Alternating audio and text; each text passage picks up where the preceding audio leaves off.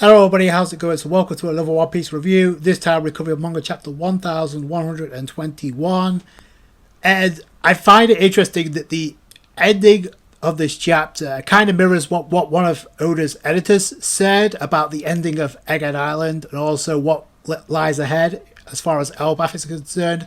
You can take that quote of what he said, which I'll get into in more detail by the way, but I find it interesting. You can take that and it mirrors what we got by the ending of this chapter, because this was a hype building and what's to come.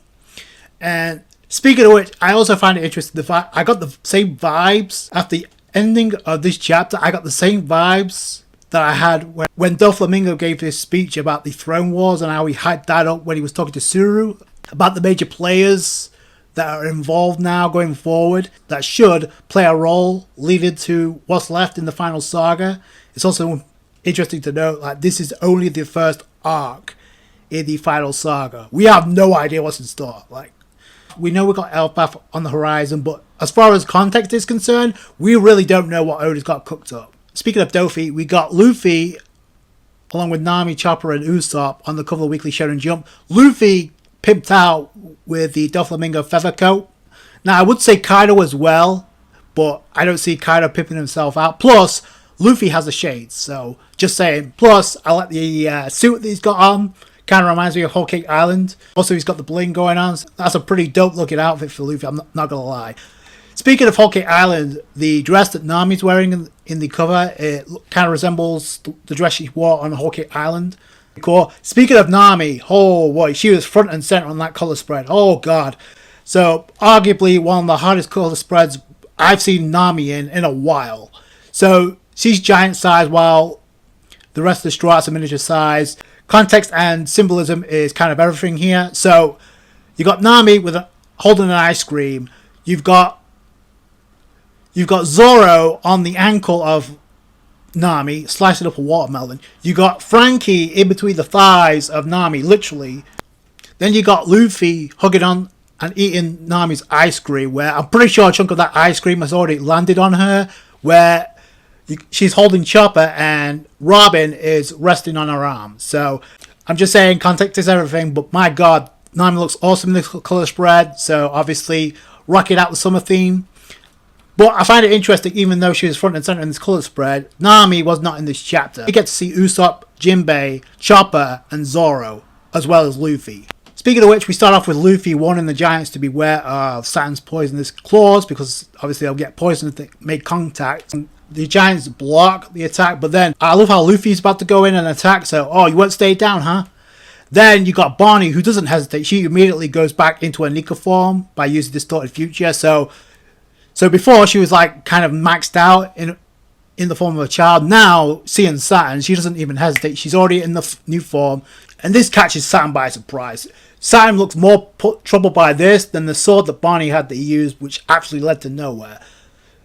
So it looks like Saturn is about to attack Bonney, but Luffy is punching one of Saturn's poisonous claws away, and he's also using Armament Haki, which I'm pretty sure was like targeting Bonney. Doesn't matter because Bonney goes in, charging up her attack.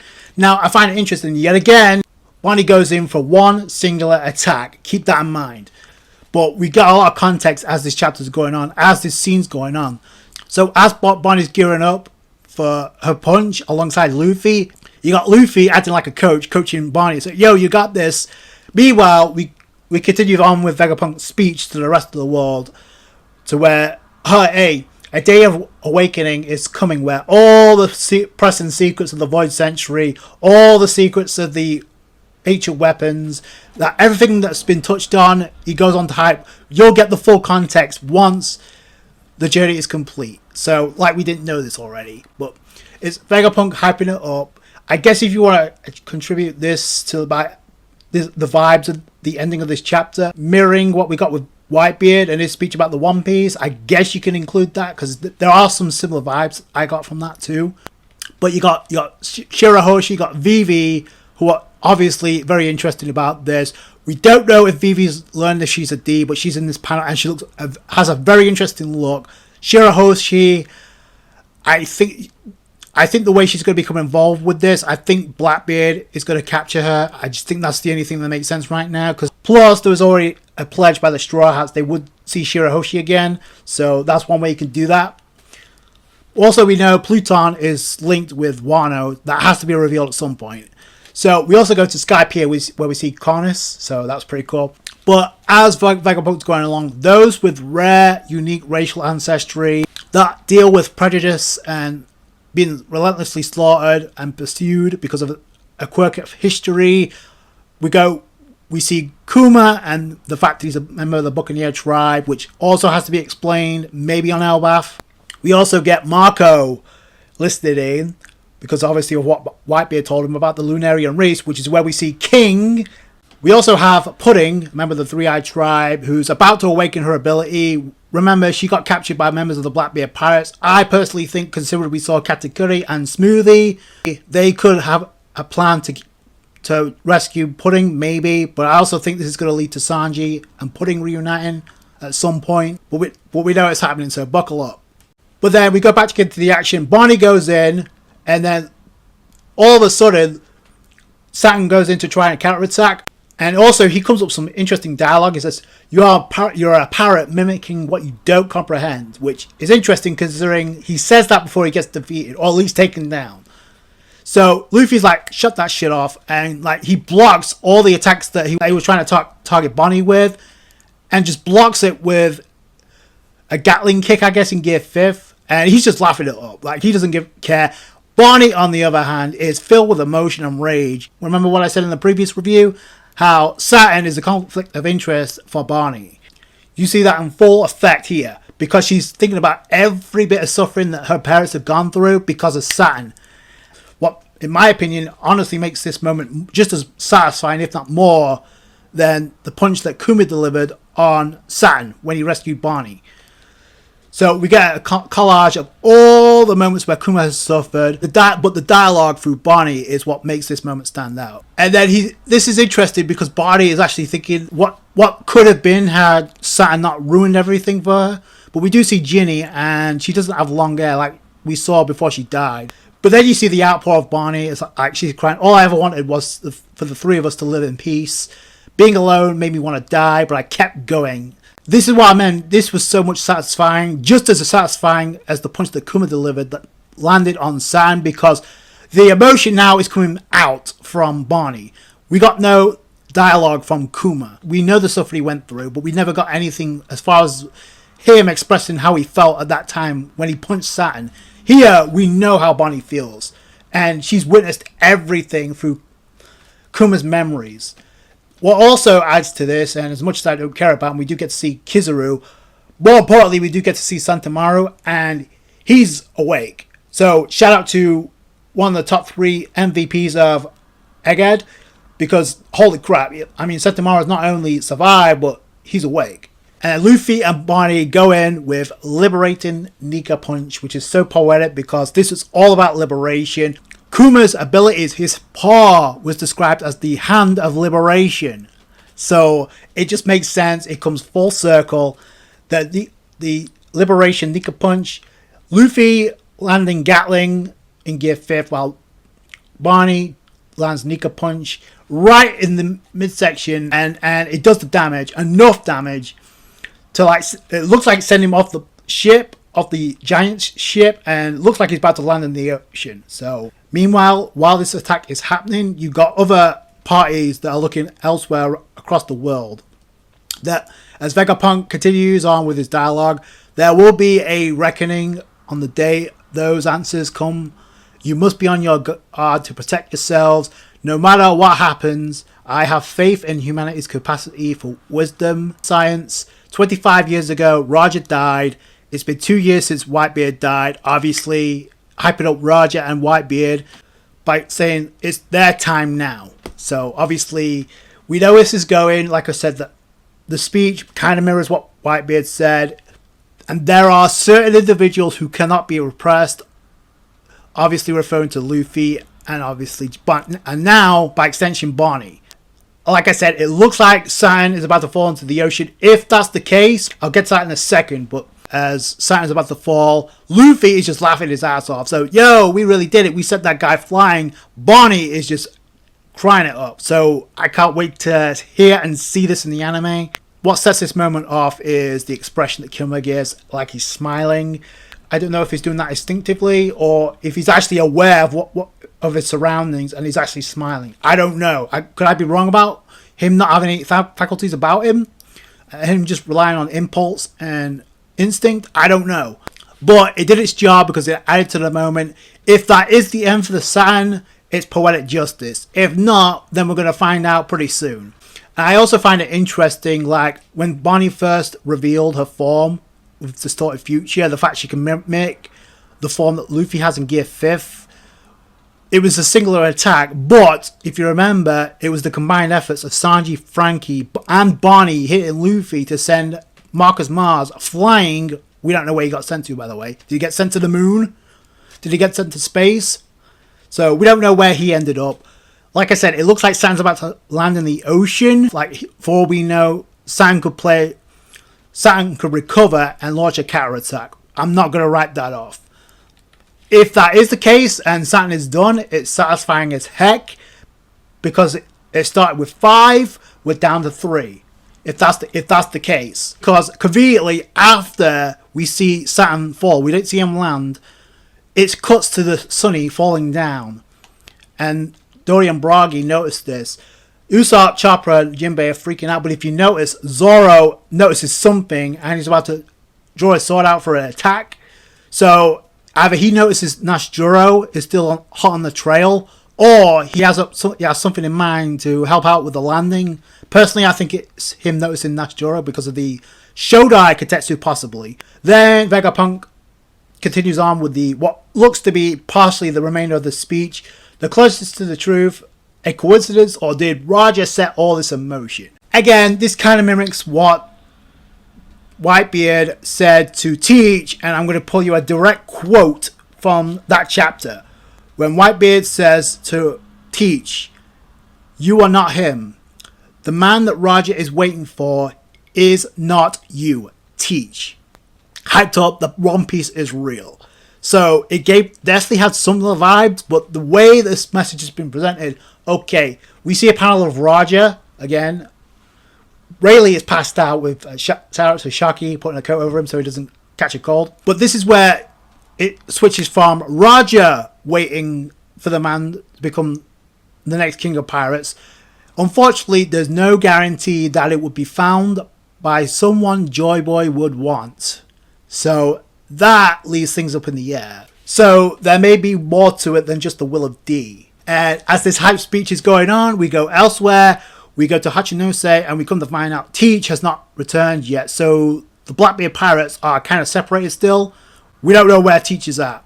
We do see the red hair pirates. Shout out to the production staff and the animators and the director for doing a masterful job of animating the Shanks versus Kid clash. That definitely was amazing to watch. And it's interesting, like, there's certain scenes with that moment where Shanks goes in, and first off, they highlighted the fact that he's our future sight, which a lot of people are saying this is definitely one of the best episodes of One Piece. Listen, that's a subjective opinion, and that's your opinion. If you think that, great. At least if you're under the impression that One Piece Film Red doesn't exist, then yeah, I can imagine a lot of people been waiting a long time for this. Like how the anime portrayed how Shanks used, shout out to Shanks using the same technique as his old captain Roger using Divine Departure. There are parts of that episode that I appreciate, like for instance, like when after Shanks goes in and uses Divine Departure to like demolish Dan Punk from before Kid was able to fire it because he used Future Sight. There's a couple of things. Number one, I actually forgot that Killer, and he took the brunt of the attack to save Kid, is essential, so shout out to Killer.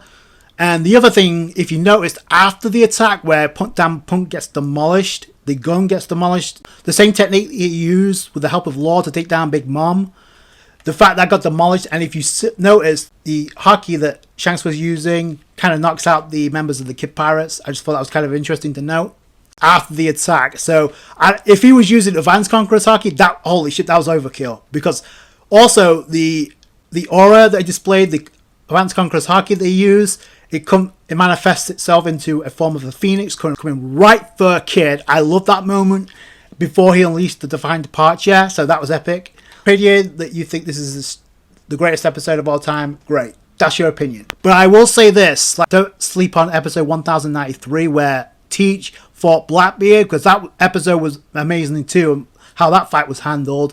You also can't sleep, as much as I don't care about Rob Lucci, you also can't sleep on episode 1100, because that episode from start to finish was amazing. But those episodes can be in discussion as well, the best episodes of the year. And what's even crazier is we're only over 6.5 months into 2024. We still have 6.5 months of 2024.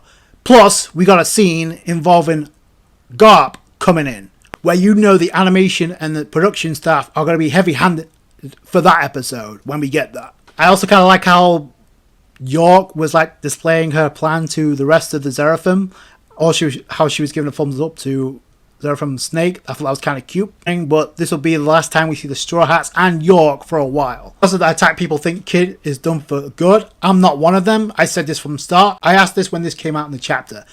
Why did Oda specifically have Kid and Shanks clash on the outskirts of Elbaf? Why?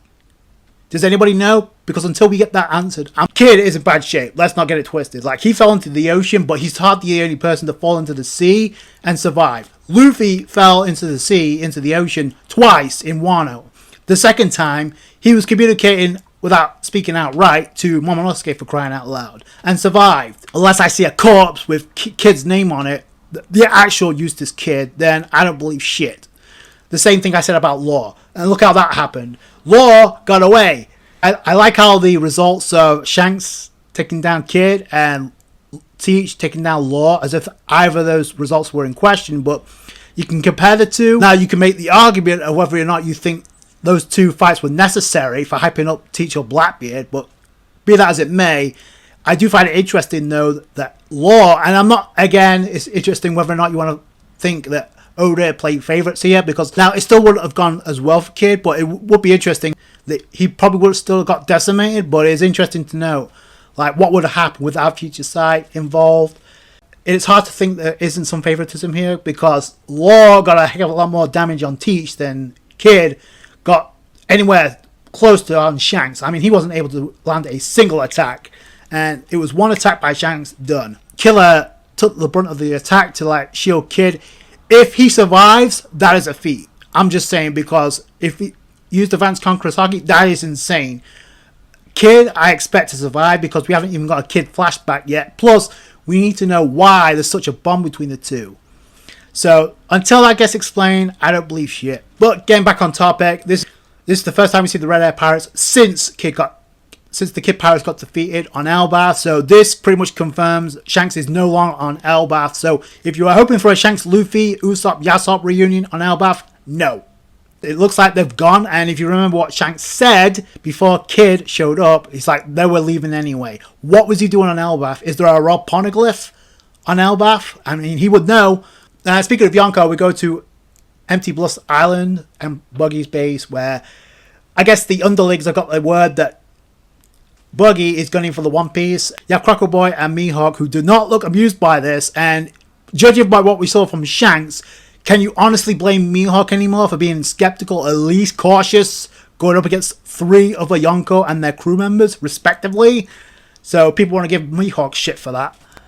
How well did that work for Kid, by the way? Just saying. And Vegapunk goes on to say, there's no stopping this now. The fate of this world will be decided by whoever finds it. It all depends on who finds the One Piece. And we have the epic ending scene of the 4 Yonko that are going to be in play following this arc. You got Fleet Admiral Akainu, you got Monkey D. Dragon, Emu, Kobe, Aokiji, Sabo, and what looks to be Saint Figurlang Garling. Plus, there's one other panel of somebody in silhouette. So Oda back at it with his silhouettes. I'll get to that in a second. But that's how the chapter ends, with Oda hyping up the main players that you would think are going to be will have a crucial role going on in the final saga. Like I said, this is only the first arc. We have no idea what Oda has cooked up going forward. We know we're heading to Elbaf. We don't know when, and if I was to make a guess, it is important to note that context is everything, and even though those were the main players Oda decided to end the chapter with, they're not the only people in play that are going to have a role in the final saga. I'll get to that in a second. So my question still stands. So we started off with 5 elders. We're now down to 3. Are the Gorosei going to fall on Egghead Island, or are they going to be separated? And there's a lot to this statement, but I'll go through the last part when it comes to Egghead, because that seems to be the biggest takeaway from this. So currently the Egghead Island arc is at its very end. Now it says the giants are waiting, but the giants came to us. So that's one of the curveballs. One of Oda's editors spoke that the Egghead Island arc revealed that there is more to come before this arc wraps up, and it might be something bigger than the fans would have imagined. Considering what we've gotten already, that's kind of a broad statement. But this goes back to what I was saying about the Gorosei. If they go down, what's the twist here? Is that the twist? Is the Gorosei going to be defeated? All 5 of them? Again, I want to go back to this because we don't know what's going to happen with Saturn. Like, he may fall in the ocean, but even if he does, will that actually kill him? Because there's a lot about the Gorosei in their zone-like mythical zone forms that we don't know about. I can see the Gorosei being defeated, especially if there's 3 now. We don't know if Zoro's going to clash with Nash Jorah before the end of this Egghead Island arc. But if I was to make a guess about when this arc is going to be wrapped up, I would say it would land in August, and it might wrap up by the 25th anniversary of the anime in One Piece. That would make the most sense. So, just throwing it out there, that could be the case. Remember what I said about Shanks leaving Elbaf, and clearly Shanks is on the move, and he's not on Elbaf anymore. The Red Hair Pirates are not on Elbaf. So, whatever reunion people thought was going to happen on Elbaf involving Yasop, Usopp, Shanks and Luffy ain't happening. If that's the case, then what happens with Shanks? What role does he have going forward? Because literally the hype are in play right now. If Buggy is going for the One Piece, he needs to show up on Elbaf. It's reluctant, obviously, Crocodile and Mihawk are reluctant, but Crocodile is interested in the ancient weapon, so he may tag along anyway for that purpose alone. We don't know what's going to happen. I also find it interesting, out of all the characters Oda has displayed throughout this entire Vegapunk speech, this announcement to the world, one character in particular who's noticeably absent, you can kind of guess who that is. I'm talking about Boa Hancock, and we could see her. The Vegapunk speech isn't cut off quite yet, so there is still time to showcase other characters listening on this speech, but I wouldn't be surprised if Oda has something in mind involving Boa Hancock reuniting with Luffy. That is what she said the last time we saw her. Just keep that in mind. I thought that was very interesting. I personally feel like she could tag along with Crossguild, but they're not on the move right now. We know other Seraphim have been deployed to try and take down Crossguild. I said this before. If Mihawk and Crocodile took down 3 of the Seraphim remaining, that involves Seraphim Moria, Seraphim Crocodile, and Seraphim Doflamingo. If those 3 got taken down off screen, I would laugh my ass off. I find it very hard to believe that Buggy won't have a role once we get to Elbaf. Like, he has to show up, especially if he's gunning for the One Piece. Like, if there's a Rob Poneglyph on Elbaf, like a lot of people are speculating, that may be why Shanks was there and left when he did. There's a lot of moving parts in play here. We could get Shanks versus Teach. Let's also keep in mind that Caribou bumped into Katharina Devon and Valiant Ogre while on Egghead Island, and that's going to lead to Teach learning about the ancient weapons. Specifically, like I said, Shirahoshi. I think she's definitely going to be targeted by Teach. I think this ending of this chapter kind of reminded a lot of people that we do have a clash that Oda hyped up at Jump Festa involving 2 characters. Hyped up clash incoming. That's finally going to happen. We don't know who those characters are. I find it interesting how we didn't get Nami or Robin in this chapter, but I do have a question about that. We saw Robin awake in the previous chapter, clearly hearing the message of Vegapunk. I'm kind of curious what she has to say about all this, as far as like Vegapunk and what she heard or what she noticed about the reveal of the Void Century, if at all. So that's going to be very telling. Also, speaking of Straw Hats, do you think the batteries are going to shoot up so quickly after Wano? Because it's a possibility. Because I definitely foresee Jory Bonney and her bounty shooting up after Egghead Island. Especially now, considering she has the ability to mimic Sun-God Nika or the form of the appearance of Gear 5th Luffy. I think that's going to happen because when she met up with Luffy, she was talking about what's the deal with your bounty poster. So it would make poetic sense. If she gets a Bonney poster and the poster is in her Nika form, I think a Bonney's going to shoot up to at least 900 mil. Easy. It could even go past Robin's. I know a lot of Robin fans would hate that or despise that, but the thing is, there's a possibility of the Trials Bounty is going up after Egg Island. If not, then definitely after Elbaf. You can't underestimate Bonney now. I mean, she incapacitated 2 Vice Admirals off screen, on top of her using Distorted Future, and now the Marines, knowing what she's capable of, yeah, I could definitely see her bounty shooting up. Maybe at the level of Robin, or maybe higher.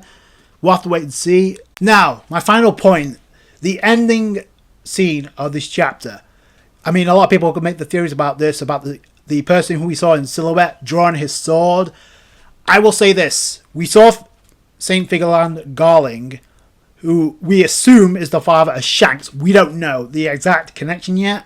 If Shanks is one of the characters that Oda was referring to about this oncoming clash, we're going to get a Shanks flashback, because there's no way, if it's Teach, we have to get a Shanks flashback. I'm sorry. Like, it just depends on when and how Oda decides to do it. Do we get this incoming clash before Elbaf? Oda do what I suggested, and that's go around elsewhere outside of Elbaf while focusing on the Elbaf arc, like he did in Egghead Island. That's what he did. I mean, that's what we got now in the anime. We got Shanks obviously taking down Kid. We got the result of Law and Teach. There's 2 things that come to mind here when it comes to like this person in silhouette with the sword. Either it's the person that Luffy and Shiryu were talking about on that ship. It's another member of the Holy Knights. And in my opinion, it could be another relative of Shanks, because if you remember, when Dragon first mentioned the Holy Knights, we got the 9 silhouettes. One of them had the coat and the sword that resembles Shanks, so immediately people said, oh, it could be a sibling of Shanks. Plus, Shanks pulled up on Pangaea Castle on the Gurusei and said you need to be on the lookout for a certain pirate. We still don't know who that pirate was. And obviously it's not St. Figaland Garling, because we see him in one of those panels. So we do see, again, we saw a silhouette that a lot of people wanted to connect to Shanks. And if you notice, now it's hard to see here in the scene, but it does seem like the handle of the sword that this character is holding resembles the same silhouette that we saw when Dragon mentioned the Holy Knights for the first time. That ain't St. Figaland Garling's sword. That's completely different. Also, by the way, speaking of which, during the God Valley incident, during Kuma's flashback, we also got 2 knights that were with him. We don't know if they're Holy Knights or if they were Holy Knights back then. And we know Figaland Garling is more authority than a Tenryubito, a Celestial Dragon, because last time we saw him, he was about to execute Saint Musgard for smashing Charlotte in the face for helping out Shirahoshi. So there's a possibility those 2 knights that were with him during the God Valley incident are a part of the 9 Holy Knights led by St. Figaland Garling, possibly. And this other silhouette character could be another Holy Knight. That could be related to Shanks, because it does, like, the handle does mirror that same sword that we've seen Shanks use. Possibly. It's hard to tell, but it does look similar. Even if you wanted to throw that in there and he is a member of the Holy Knights, that's still, and you want to introduce the 2 characters that were with Figaland Garling during the God Valley incident, that's still only 3 Holy Knights. That would still leave 6 that need to be introduced. One of them, I mentioned in this last review, after getting the SBS information, with Alpha and Khalifa and their father being revealed, I also mentioned possibility their father could be a member of the Holy Knights. That's a possibility as well. So there's a lot of moving pieces in play. Emu is involved as well, so it's a whole different ball game now. Obviously Kobe as well. I don't know what role he's gonna have, what kind of upgrade he's gonna need, but he needs to get a serious upgrade if he wants to stand a chance. We don't know who or where Teachers is at right now. So just saying, like, throwing that out, who do you think that silhouette is? Do you think it's another relative of Shanks, or is it just a red herring by Oda? And it could be just somebody completely new, who could be a Holy Knight himself. We'll just have to wait and see. Can't wait, see what happens next. The ending of this chapter did its job through Oda of what's to come in the final saga. It's hype for sure. That's going to do it for you guys. Thanks so much for watching. Like the review if you did it, thumbs up. I appreciate that. I appreciate all you guys' support. Subscribe channel for more One Piece. Catch you guys later. Thanks, guys. Bye.